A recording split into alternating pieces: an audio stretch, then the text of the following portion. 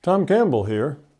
If you find something of significant value in our videos, please consider supporting their production through our Patreon account or through a one-time donation. The links are in the description below. Thank you and enjoy the video.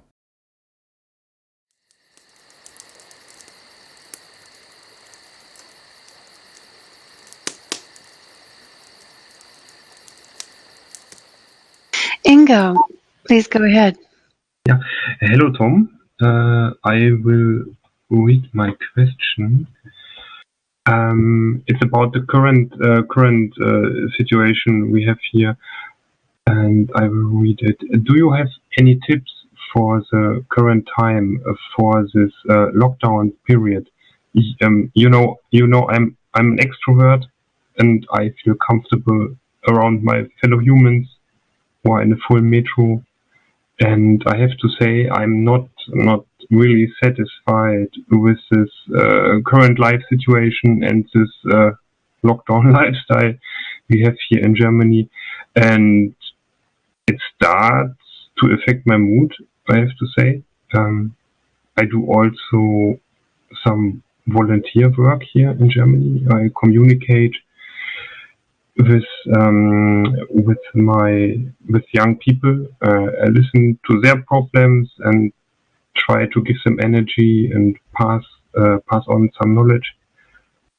But I have to say, this whole situation affects me, and yeah, it may sound a little bit dramatic, but I need to intentionally care about my mental health at this time. And yeah, I would like to ask you if you can share some thoughts with me. Sure. Yeah, this COVID experience where people have to not associate with the people they're used to associating in order to not to get the virus or to give the virus, either one, is very difficult for extroverts. It's actually wonderful for introverts. The introverts are sitting around thinking, oh, I hope this thing doesn't go away, because otherwise I'm going to be pushed back out there in the crowd again and have to interact with all those things that make me uncomfortable. It's so much nicer just, being here with my friends or my family and staying home. And I like that a lot. So that introverts find it a very easy thing to do. It's a positive thing. It's, they can, if they list all the bad sides and the good sides, their good side list is a lot longer than their bad side list. But with extroverts, it's just the opposite. An extrovert feels trapped. I'm trapped in my house. I'm trapped. It's like they're in jail, and it's very hard for them because they miss that interaction. So the one thing I would tell you that maybe you can do that will help is that you can still interact with people without being by them physically. Use Zoom or other technologies that lets you talk to people and exchange with people. Talk to those young people over Zoom. If you can somehow arrange those meetings, you'll find out, and it'll be very surprising, perhaps, to many extroverts, but you'll find out that connection you can make on Zoom because you're watching them. You have all the facial clues and body language details and all the communications, that it is very much like being there. There's not a lot that's lost. I initially thought before I did my first immersive that I did digitally, there's going to be a lot lost here because we're not going to have that face-to-face contact. We're not going to build up that bubble. We're not going to have all that going on. Everybody's going to be in their own little space in their home, on their computer, dealing with home things, and it's just not going to work as well. And it turned out that wasn't the case.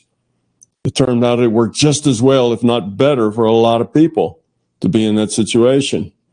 So even though it may seem like it's a more sterile environment to talk digitally over like a Zoom or a Skype, or there's a whole bunch of other ones that are in that market as well. It may seem a little sterile, but it isn't nearly as sterile as it seems like. It turns out that you do have the same emotional connections. You do have the same intuitive connections as you do physically. This is a virtual reality. We're all dealing with sharing information, getting information, interpreting it, sending information back out. And it turns out that the actual physical face-to-face just isn't that big a part of it at all. It's mostly a consciousness-to-consciousness thing. And as long as you get enough clues like facial expressions and postures, and you get enough of that nonverbal communications along with it, then you basically have everything. So try to, my wife and I, both having grandchildren spread all over the place, we miss the grandkids. So we miss the kids too. I have 8 grandchildren, 4 children and 8 grandchildren. And every month or so, we all meet up on Zoom and we catch up with what's going on. We tell jokes, we play games, we do things that the kids would find fun. So it's not just an adult space. And it's a lot of fun. It kind of keeps you together and keeps you involved in what other people are doing and how they're feeling and what's going on in their life. And you have fun with the kids. And no, it's not exactly the same as being there, but it has its advantages too. It's a much shorter trip. Doesn't cost nearly so much in gas or airplane fare. It's quicker and you can schedule it multiple times. And anyhow, so that'd be one thing. Try to move your social life onto Zoom rather than just not having a social life. That's hard. See if you can't get all your friends to log on. Send them all an invite with a log on and just chat. Be the organizer, because if nobody organizes it, it doesn't happen. It just sits there. So you got to be the organizer to organize it and have some idea. If there's little kids involved, you're going to have some sort of games or entertaining things that they can do.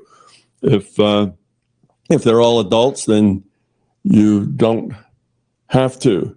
But you kind of, if you're the organizer, then you're also the moderator, or if you're not the organizer, then somebody else will be the moderator, which will kind of set the tone and keep conversations going. Moderators kind of helps when you have that situation. So that'd be one thing. I say, go make an effort to organize Zoom connections, and you'll find that they are more satisfying than you think. The other thing is, take the time. I know this is hard. This is a hard sell to an extrovert, but take the time to be with yourself. This is a good opportunity for things like meditation, self-reflection, learning intuitive skills, because you have more time alone than you have otherwise. You're not the busy social bee going to this event, going to that event. You have more time. So take that time and try to use it wisely, because you won't always have it. This isn't going to last forever. And when this is over, you don't want to be looking back and saying, oh man, I wish I'd have taken that time to do more meditation or to, practice my remote viewing or something, because now I can't. So take the time and use it for those things that you do alone. Write some. Begin to put ideas and thoughts down that you have. Start that book that's in there someplace that you might write about the things that you particularly know about, or about the successes you have in therapy. Try to organize the thoughts, put them in some kind of a form. Just your own accumulated wisdom and experience. Put it down, because what you'll find is that you'll learn so much when you try to write it down, because when you write it down, you'll find it's hard to write down, hard to find the right words. And as you put it to paper and go over it and say it more eloquently, you'll learn a whole lot, because writing it down forces coherency. Whereas you have all kinds of thoughts going on in your mind, and the thoughts are fuzzy, but we're used to dealing with fuzzy thoughts, and we don't even notice that they're fuzzy. But when we have to write it down, suddenly that fuzz is obvious, because you can't write fuzzy sentences. When you look at a fuzzy sentence, it just looks wrong. It isn't right. So writing things down forces coherency to your thinking, and you'll learn a whole lot when you do that. So, the accumulated wisdom and experience of Ingo Thiel, that could be worth writing down. It doesn't have to be long. Even if it's just 2 or 3 pages, 4 pages, and expand on it. So these are things you can do by yourself, and they're things that will improve you. You'll be wiser because of it, and they do take time. So fill your time with valuable things. Don't just sit around feeling negative because life isn't going on the way you want it to or the way it used to. Take that as an opportunity to do those things that are more easily done by yourself, and get your social life going again by organizing your connections. The people that you used to hang out with that now you don't, get them together. Hang out with them. And I think you'll find it goes a long way to satisfying that need that you have as an extrovert to be social and to connect to people. That digital connection really is a good, 95% of the face-to-face connection. It works pretty well. So get yourself out of the gloomy space, because life isn't being the way you want it to be. That's your ego being disappointed with life isn't the way you want it to be. And of course it's unfair. And of course it's unnecessary, and you go through all that negativity stuff, and then you start complaining, and then the complaining makes you more negative, and pretty soon you work yourself into a really negative whip, and life just sucks, and you can't wait for things to change, and so on. That's not a good space to be in. So you don't want to go down that route. You'll end up wasting all of the very valuable time you have now to do things that you never had time to do before. And there are a lot of individual things that are quite meaningful. There's all kinds of things you could learn that you don't have time. Books you could read that you don't have time. Teach yourself to cook. Teach yourself to play the piano. That takes time alone, to sit down and learn those things. Well, if you've got time now because you're not going out and socializing, no more parties for Ingo for a while, then you might as well take that time and make it useful. Do things that capitalize on it. See it as an opportunity rather than an imposition. So just change your perspective there, and I think you'll lighten up, smile a little more, be happier. Yeah, thank you very much. I think your answer will be also helpful for a lot of other people. All right, thanks, Ingo. Jan, please go ahead with your questions. Yeah, I would like to ask, when I expect positiveness from other people, generally, like I expect the love that is in everybody, then is there some influence that I give on other people? Like, do I influence other people when I expect positiveness in others? Like, generally, I expect you to do general caring, and you do the dishes because you care, you make more because you love to, and like all the additional stuff, like because I think that would be nice if I do that, and that would make life for others easier. And if I expect that from others generally, or that they are generally kind and they mean it. So, because in my experience in the past, I had a friend who said, man, all these mean people in this world. And I never had any problems with people generally because everyone was just nice. And I just wanted to know if expecting positive, are they changing? Is this changing their choices or their yeah, their. I think you know what I mean. I think I got what you mean. Well, there's a couple of things working here. One is that it's not just your expectation, but it's also your own positiveness. When you feel that you live in a positive world, you expect other people to be positive and you're positive. Well, all that helps to create that world. Okay. So it's not just your expectation that helps those people be positive or that changes them in that way, but it's also you just being positive. When people are positive, it's easier to be positive too. When people are complaining and grouchy and, oh, woe is me, well, you can probably think of some things to commiserate with them. And, oh, yeah, that does suck, doesn't it? And, and then both of you now are down instead of just the one. So when you're negative, you pull people down to be more negative. When you're positive, you help people become more positive.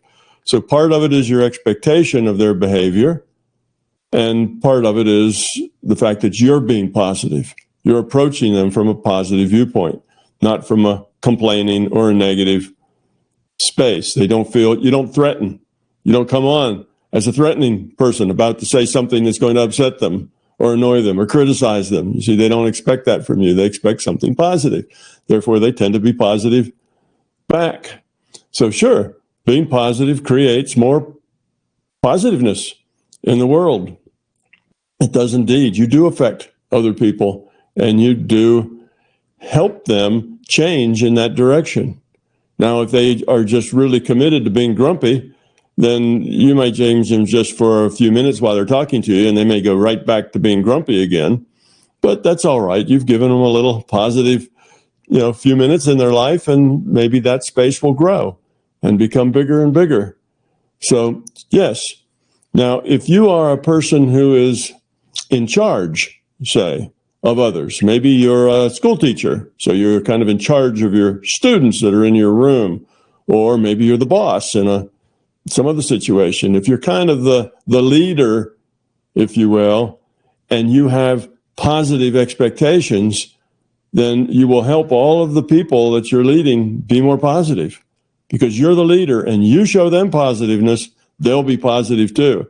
Whereas if your expectations are negative, you will produce just the opposite result. And they did any number of studies many years ago with teachers' attitudes in class. And in those classes, they'd get a bunch of kids, mix them all up, randomly separate them by, their capabilities and that kind of stuff, so that teacher A and teacher B both got basically the same kind of group of kids. And they tell one teacher, your kids are all the smart kids. You got all the smart kids. They tell the other teacher, your kids are all the ones having trouble. They're not doing very well. Although these kids started exactly equal, making exactly equal scores on, things like IQ tests and competency tests and so on.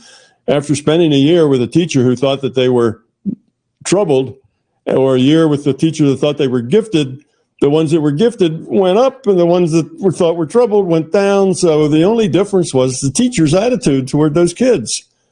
That was the only difference. They started out equal, but they didn't end up equal at the end of the year because the ones that had to put up with a teacher who thought that they weren't all that smart didn't learn nearly as much. So yes, you do affect people, particularly if you're in a leadership role. If you're in a leadership role, what you say carries more weight with people. Now, if you're not in a leadership role, it's just peer-to-peer, just people you meet. Well, you still influence them, but I think there you influence them more by the way you are than you really do by your expectation of them. On the other hand, you can't really separate those two, because the way you are is positive, and because you're positive, that's why you have a positive expectation of them. Those two things are really come out of the same thing. Being positive gives you a positive expectation. Do you really have a positive expectation if you are just positive? Because if I'm positive, I don't really expect them to be positive. Like, they can be whatever they want. I mean, I have a lot of friends that are still grumpy, or maybe I was just sad if one is positive, or quite the opposite, if I'm sad and they are positive. I mean, I don't really think I'm expecting them to, I can see it. Yeah. I mean, I'm kind of sad if I don't see them positive, but I can let that go. But I still expect something, like I'm looking positive, for it. You just kind of have that positive feeling. So you just interact with people positively, and if they feel sad, you could commiserate with them, or you could try to cheer them up, or whatever. But you still have your expectation to life in general is that life is good. People are fine. Life is good. People have their own problems and their own issues, but in general, they're good. So you're careful not to push their buttons and get them upset and those kinds of stuff. And that's part of being positive. So if you're positive, everything around you is better. When you're negative, everything around you is worse. This is one of the ways that you get to create your reality. If you are negative, you're going to create a sad reality. You're going to create a reality that's full of anxiety. And if you're happy and positive, you're going to create a reality that's full of good cheer. So it's, being positive is a very important thing. Even in the midst, like when we're talking to Savetta, even in the midst of horrible stuff, you can still be positive. You can still care. You can still go out and carry a slogan and demonstrate and get involved, but you do it positively, not because you're angry and upset. So as long as you stay positive, your life tends to be good, even in hard times. I had a really good friend of mine who is deceased now, but he was an automobile mechanic. He did his mechanics works not in an auto shop, but in his backyard. He was very, very good. He was very, very poor, but he and his family, lived in a house. The whole house probably didn't have as much area in it as my kitchen, but they were happy. They were positive people. They always had a smile. They always had something nice to say. And if you'd come over, I'd come over and I'd bring my kids, and they were little. They were like 6 or 7 years old. The lady of the house would always go in and come out with some bananas for them to share or something, whatever they had. It wasn't much, but they shared whatever they had. And these were happy, high quality people, dirt poor, eking out a living, but doing it on their own terms, in their own way, at their own pace. And they were happy people, very high quality people. So just because, other people living in their situation would have been full of negativity. I don't have this. I don't have that. I want. But they didn't have any of those problems. They were happy just being who they were. So even dire situations,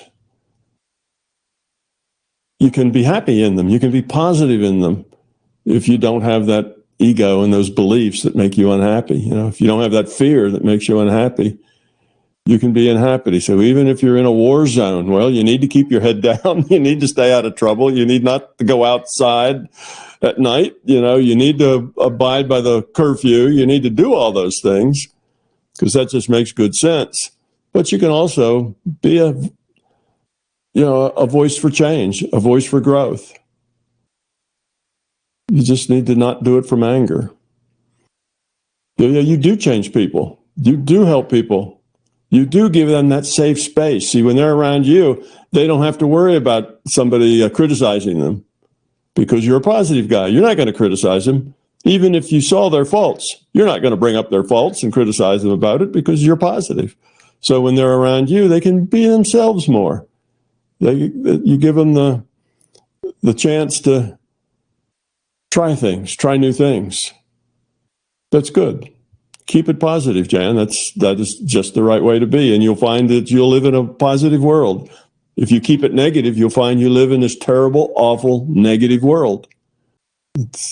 I just had several occasions where I was living in an open heart field and loving everybody, but was kind of introverted, and I had still some troubles and issues and not seeing maybe others' issues so much because I was in that meditative progress, and they hurt me quite a lot, like sequentially, and I couldn't really handle it, and like that hurt, like feelings, do they store in the body, or because I mean, it's just information, right? So if the fear comes up, like if a concept or information comes in and I interpret it as something that is bad, I get the feeling that is somehow connected to my body, or is it just connected to my body if I interpret it that way and I can just let it go? It's mainly connected to your body because you interpret it that way, but your body does modify itself to express your consciousness. So if you are constantly, let's say, angry or stressed, then you will start to find that your body expresses that. And now you'll have these lumps at the back of your neck that are sore all the time. You know, it's really, a massage feels really good, or you'll have back pain, or you'll have all sorts of pains. You'll get indigestion at night. You have all these dysfunctions. And most of that dysfunction is your body expressing the negativity of your consciousness. So yes, your body does express these things, but the more positive you get, then that kind of stuff goes away. Thank you. Nicholas has a question. He may be on audio only. So Nicholas asks, when you explain fear, it sounds a lot like belief. Could we say that beliefs are what our mind creates to justify our fears? A great deal of the time that it's exactly right. A lot of times we create beliefs to justify our fears. They're all related. Fear is the fundamental thing.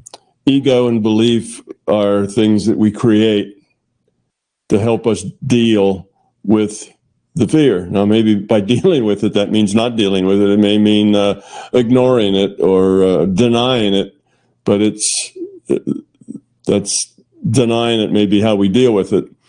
But in any case, that's where the ego comes from, and that's where most of the beliefs come from. So they're all interrelated to each other. But the fear is the core thing. That's the thing that's fundamental.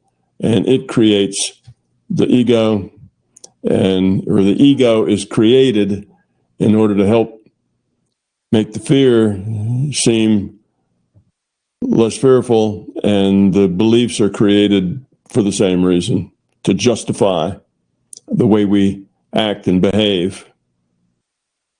So yes, fear is the core, but belief is definitely not an independent thing. It's a creation of ours because we have fear. So if you get rid of the fear, a lot of your beliefs and a lot of your ego just disappears without you having to do anything about it. It just goes away. Sveta had a question about animals.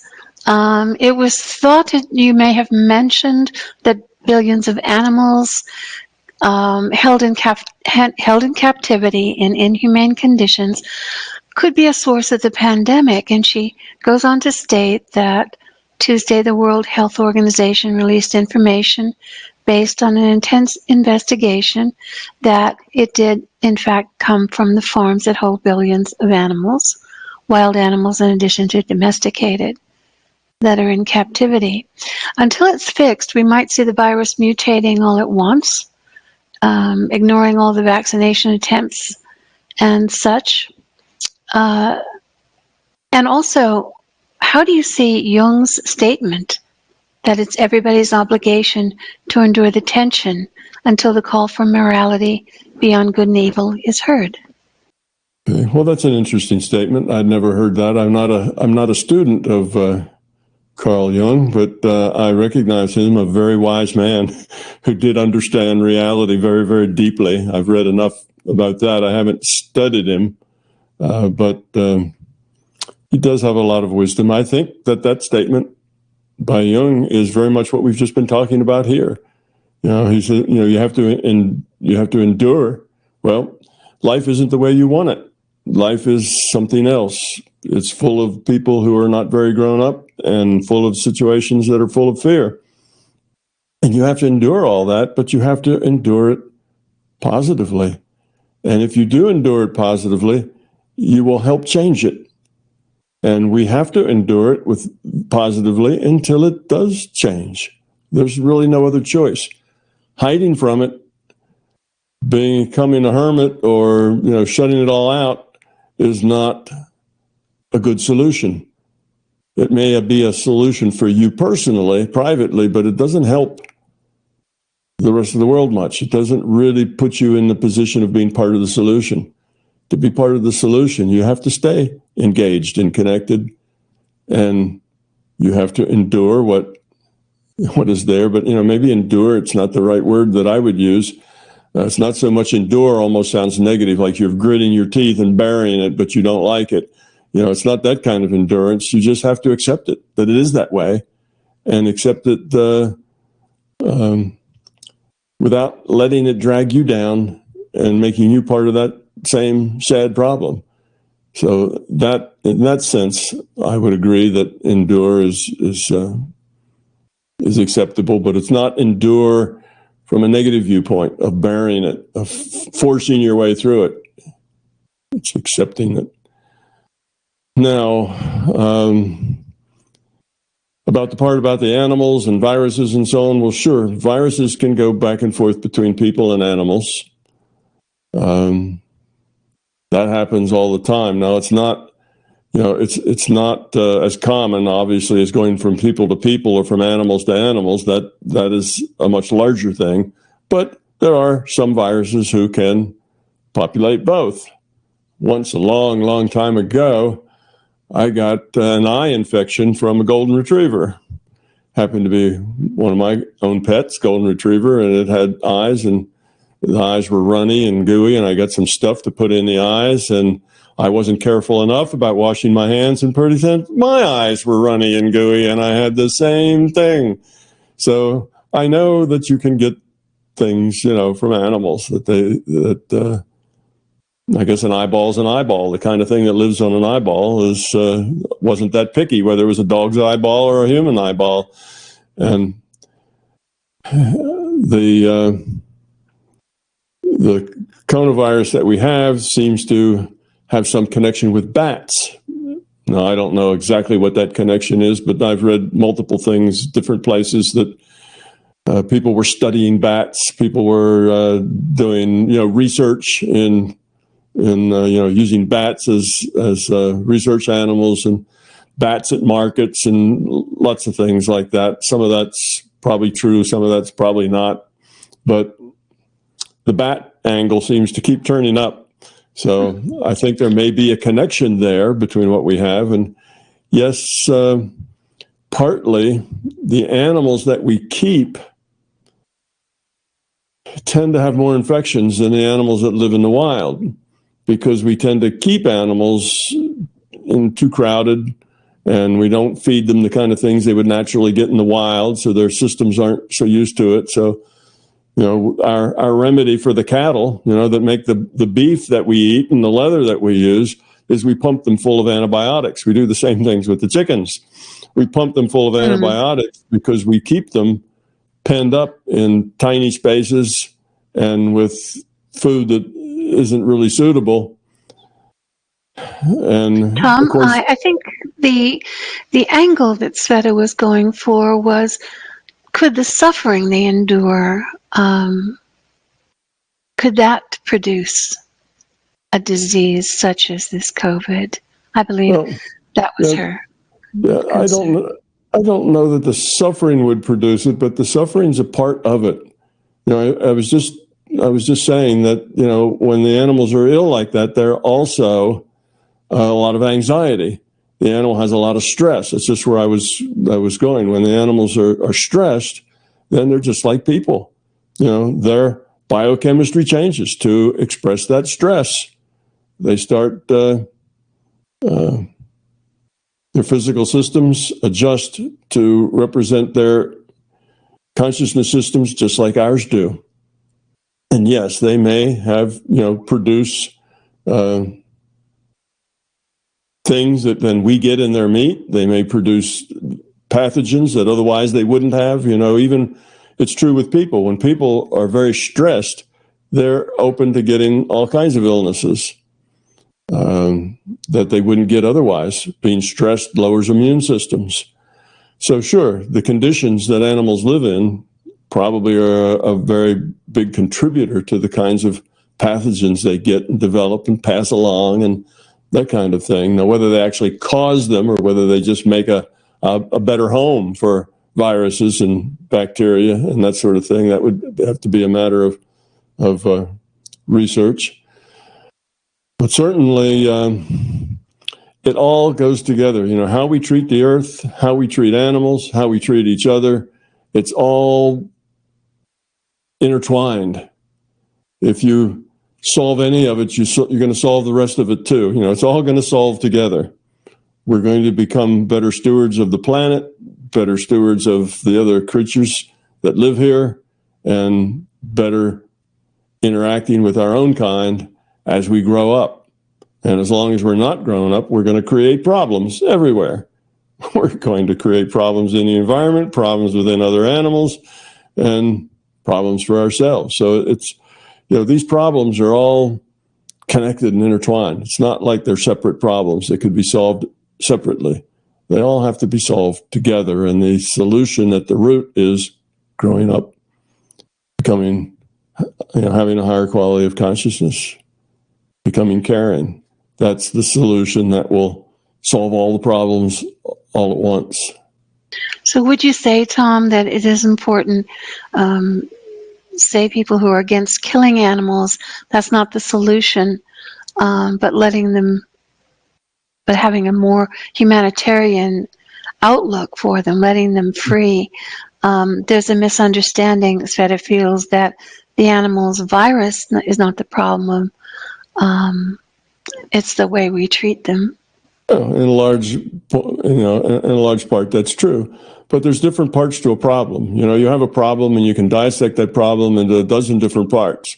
And you can work all the parts together, or you can work one part as opposed to another part. Just not killing animals is one part. It's a moral part. You shouldn't kill other conscious entities. They have free will and they have things they're doing as well. Killing them is not a good idea. But on the other hand, that's just has to go with a lot of other things. If you are not going to kill them, you also need to not raise them as far as, millions of them, or we'll be overrun with them, which has to do with the environment, which has to do with, waste disposal, which has to do with, food. It just, all of these things are connected.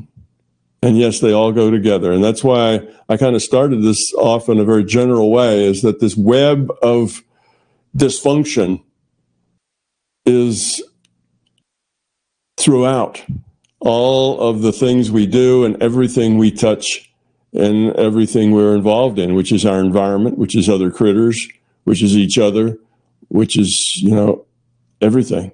It affects all of it. It affects our biology. It affects our bodies. It affects how we develop. It affects how we raise our children. Everything mirrors the quality of our consciousness. So yes, not eating animals is good, but that's not the only thing. Not killing them and eating them, okay, that's a good thing to do. But, in the situation like the farm, if you live in the woods and that's how you survive is by eating animals, well, that's different. All right, eat the animals. You can do that. If that big animal finds you, it'll eat you. That's just the way it works when you live in the woods. So there's not a problem there, but it's not the same as slaughtering, billions of animals to serve people's what they'd rather do rather than what they need to do. People can get by without that. They don't need it. They just want it. So then it becomes a moral problem. But there's a lot of other problems go with it, that You can't just solve one piece of one problem and expect that that's going to last. You got to solve the whole problem. All right, Tom. Thank you for your question, Sveta. We're cycling back around, and Titi has another question she would like to ask about sensitivity. If you'd like to go ahead with that question, Titi. Yeah, I'd love to. Yeah, hypersensitivity. Since I have some wonderful people around me having this personality trait, I have some questions about it to learn more. But first, I'd like to put hypersensitivity on the map so people listening will get a context. So this is sort of a summary of what I've learned so far. It may not be 100% correct, but yeah, let's just put it on the map. So hypersensitivity is an innate personality trait found in 15 to 20% of the population. So it's pretty common. The scientific term for high sensitivity is sensory processing sensitivity. And it was the American researcher and psychotherapist Elaine Aron who coined the term in the 90s. And according to Aron, highly sensitive persons are born with a nervous system that is more sensitive than the average, and a brain that works a little differently than the average. Highly sensitive people are extra receptive to their emotional and physical environment. They notice much more than others and process everything on a deeper level. Therefore, they need more time and energy than others to digest all the impressions. And here's another major difference. Highly sensitive people think and evaluate any risks before taking any action, while the majority of people acts first and then evaluates. So the fact that highly sensitive people pay attention to so many details and have difficulty filtering all the input makes them easily overstimulated. This sometimes leads to them becoming overwhelmed, feeling rushed, becoming stressed, especially when faced with messy situations or people or high entropy. But thanks to their ability to absorb a lot of information, highly sensitive people are also more empathetic, compassionate, caring, connect on a deep level with animals. They are intuitive, creative, talented, and profound, with a rich inner life. Highly sensitive people like to think globally. They can often realize the consequences of a certain action before other people do. So that was a long summary, but I just wanted to sort of put it on the map so that we're on the same page. And Tom, we have talked about this before. It was maybe 2 or 3 years ago, and I was thinking that it would be good to explore it a little bit further. By then we talked about the risk of going down the slippery slope into negativity and isolation, which happens if you take into too much negativity from the outside world and analyze too much when you have this personality. So I have a few questions around this. And the first one is, does hypersensitivity come with the avatar, as Aron claims, or does it come with consciousness? And I also wonder if you have any practical advice on how to make your personality flourish and grow up without getting stuck in the process of details when you have hypersensitivity. And also what there is to be aware of to not get into too much negativity. And I also wonder how you as a parent or a friend can support someone who has this personality trait.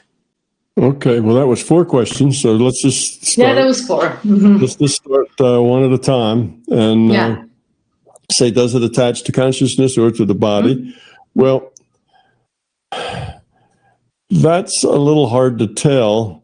I would say both, but which one, which is the chicken and which is the egg, which came first? The problem with the body or the problem, with the consciousness?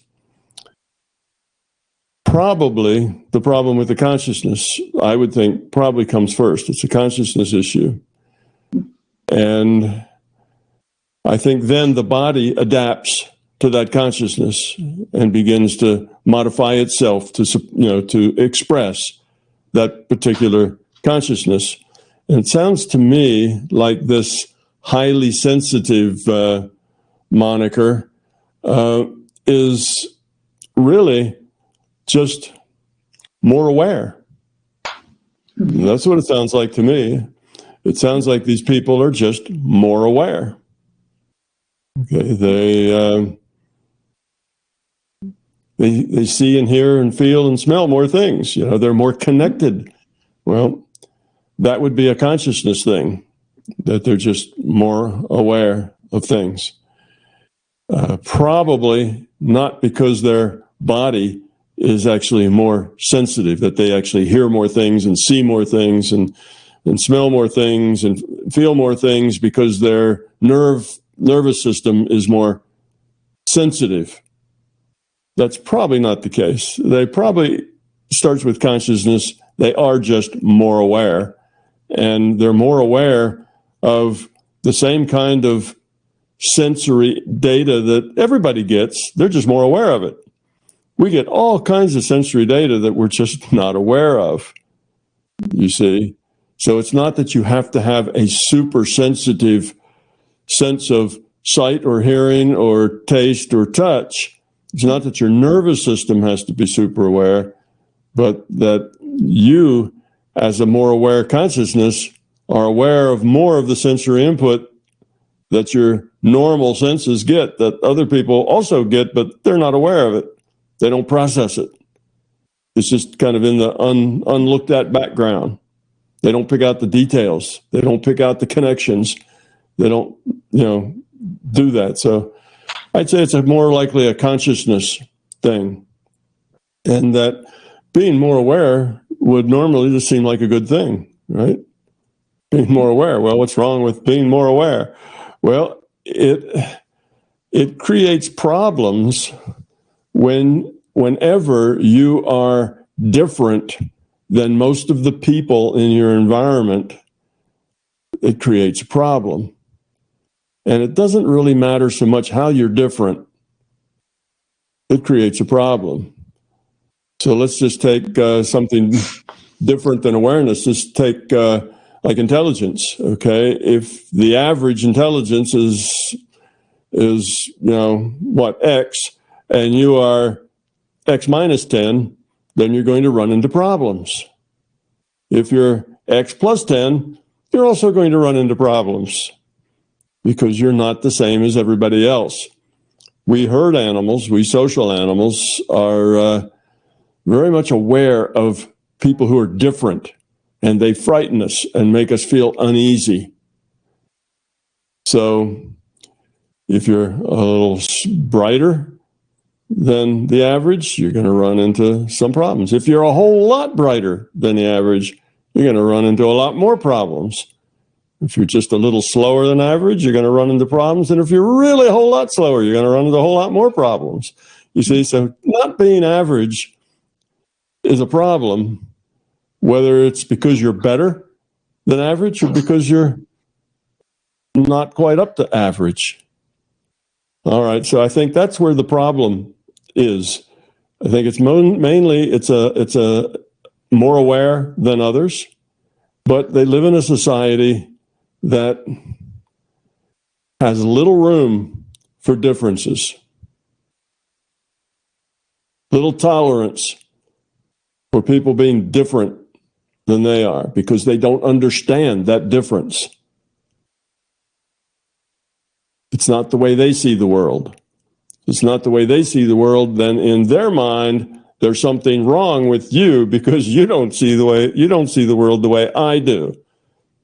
By definition, the I, the majority, is always the definition of what is right and what is best and what is true. You see, so if you're different than the majority, then by definition, there's something wrong with you. Now, that may be a good something wrong with you because maybe you are, maybe you have a photographic memory and you can remember anything you've seen. You're one of these people that can take a New York phone directory and in 3 minutes memorize all the names and numbers in it.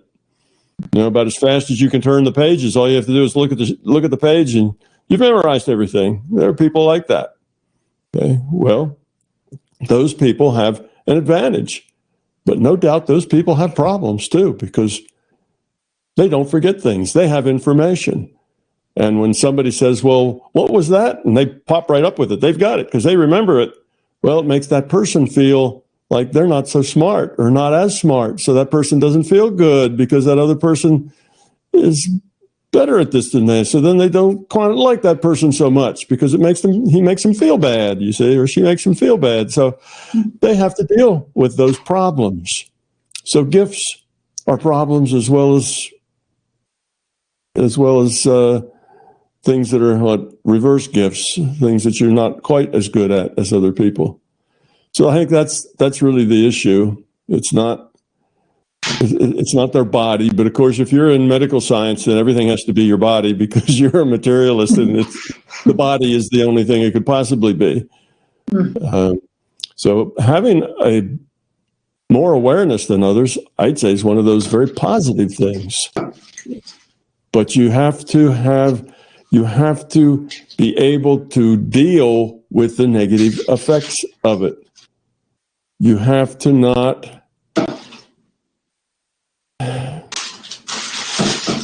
I don't know. You have to not be overwhelmed by the negativity that you see. You see, let's say you get a person and they have an IQ of 160, and what they do with it is make themselves miserable. They walk around thinking, geez, everybody's just so dull. Everybody's so stupid. I can't stand this place. Everywhere I go, there's stupid people everywhere. What a stinky place to have to live. I got to explain everything everywhere I go. Nobody seems to understand anything I say. So they make themselves miserable. They're unhappy. They're negative. They complain. You see, so they take that gift and rather than make a real gift out of it, they turn it into a problem. Well, people who are very sensitive do a similar kind of thing. They look at the negativity in the world and they see that as a problem. Look at all that negativity. Look at all this awfulness. And that starts to get them down. And then they start to withdraw. And then they want to go crawl in a hole, leave it all behind. And they get teased and they get picked on and they get poked because they're different. So particularly young people are very vulnerable to having an advantage of being more aware than other people. Well, they need some guidance and they need some help in understanding that they have a gift, but they have to have the right perspective in order to use that gift. So that guy with the 160 IQ, he has to have the right perspective in order to make that a gift and not a curse. He can only see the curse side.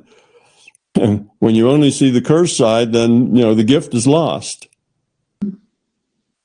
He ought to be figuring out better ways to be more useful and to be more helpful and to be, a better part of the solution with all that brain power rather than complaining about everybody else not being like him. You see? So that would be the challenge for one of these highly sensitive people. They're not really so highly sensitive as they are highly aware. Is they need to take that gift, see it as a gift, and not let the negative in their environment pull them down, make them see life negatively. Don't turn that difference into a negative thing. maintain it as a gift thing. So that requires perspective. They can't get wadded up in their emotional self without the perspective of the bigger picture. Once they get the bigger picture, then the ship will right itself. Everything will be all right. But when you're 15 or 16 or 17 or 18 years old, the bigger picture is really hard to find because you're just not old enough. You don't have enough experience yet to really grasp a bigger picture. So that's why it affects these young people so much, is because they're not yet mature enough to find that bigger picture, but they still have this extra awareness that now they find troublesome because it makes them different and they don't fit in.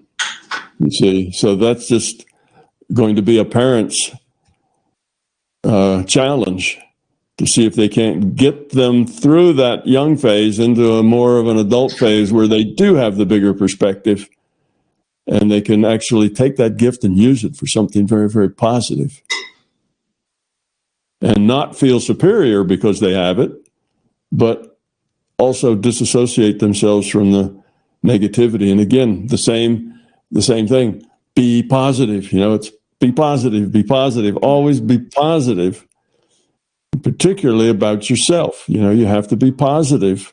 If you start thinking, I'm defective, I'm not like everybody else is normal and they're right, and something's the matter with me and I'm defective. Oh no, what else is wrong with me? And I'm sure if you look hard, you'll find all kinds of things that are wrong with yourself, and you'll get off into some kind of a negative attitude towards yourself, and that's a trap. So that's not helpful. So let's go on to number 2. I think I overdid number 1. Let's go on. Did I answer any of the rest of them, or let's go on to the next one? I think you answered number 2 because you talked about also how can you make your personality flourish and grow up without getting stuck in processing the details. Yeah. That was number 2. But you were sort of into that. Yeah, just you have to see the bigger picture. You have to see it for what it is. You know, that it's a gift of extra awareness, and you need to develop that and let everybody else be just the way they are. You don't have to be negative about other people. Oh, these other people, they just don't seem to have much awareness. You know, I mean, that's negative too. You don't have to put anybody down. You just have to accept what you are, who you are, the gifts that you have, and make the most of them. And still live with other people, still interact with other people. You'll be connected, but not be not be at their mercy because you feel like you're different or there's something wrong with you. Yeah. All right, let's go into number 3.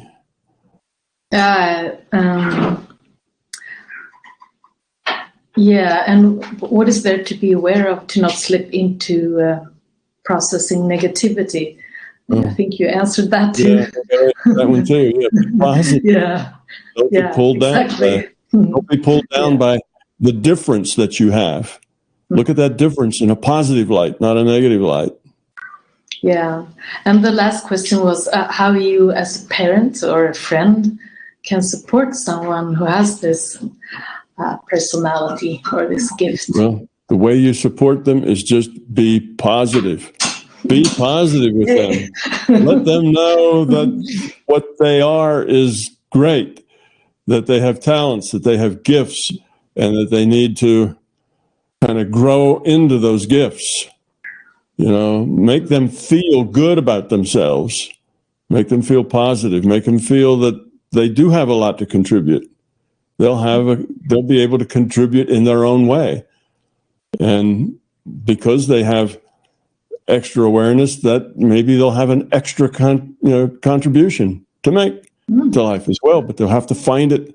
They'll have to wrestle it to the ground, tame it, and take it on, you know, be authentic with it and live it, not be kind of curled up in the fetal position, afraid of being picked on because they're different.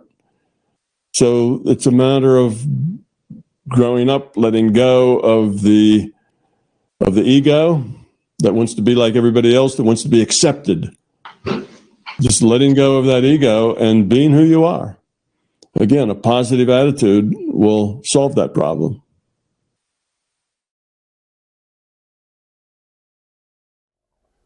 Tom Campbell here. INMBT Events hope you liked this video. We now have well over 1,000 hours of free video on this user-friendly, ad-free YouTube channel. Though these videos are free to our viewers, they represent many thousands of hours in production and editing, and many thousands of dollars invested in video and audio equipment, along with the required computers and software to store and process the raw video into finished products. So far, all of this content has been funded directly out of our own pockets. Be assured, we will always continue to do what we can. It's our life, our purpose, a labor of love that we will continue to pursue as best we can. However, those pockets are not as deep as they used to be. Thus, we are now seeking to augment our resources with support from our viewers. If you find something of significant value in our videos, please consider supporting their production through our Patreon account or through a one-time donation. The links are in the description below. Thank you.